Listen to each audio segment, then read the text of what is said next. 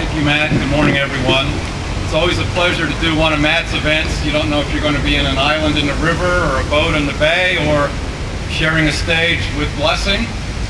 I'm waiting, we all talked about all the cow jokes that you could do in a situation like this, and we're waiting for the Chick-fil-A parachutes that say eat more chicken to come join their peer, or the takeoff on Ben and Jerry's ice cream. It could be Mike and Jerry's bill sponsorship here in Pennsylvania. Or I think Matt had the best line, if we have people looking at a cow, they won't be hearing bull. With that, I'm with the Municipal Authorities Association. We represent sewer and water authorities throughout the state. We also have a large stake in cleaning up the Chesapeake Bay. There are 184 sewer plants in the watershed. Those 184 plants have to reduce their particular contribution of nitrogen and phosphorus. It is estimated the cost to those 184 plants will be $1 billion.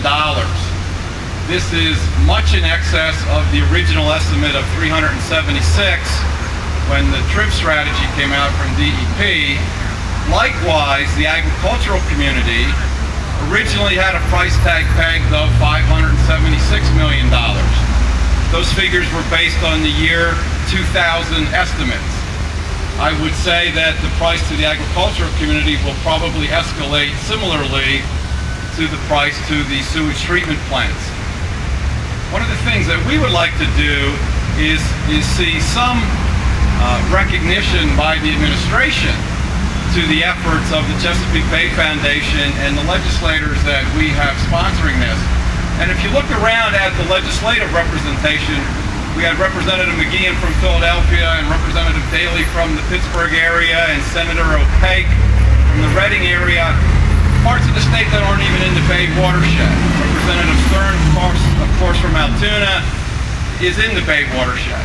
So you see large bipartisan support across the state of Pennsylvania. And it's the kind of thing that we wanted to be part of.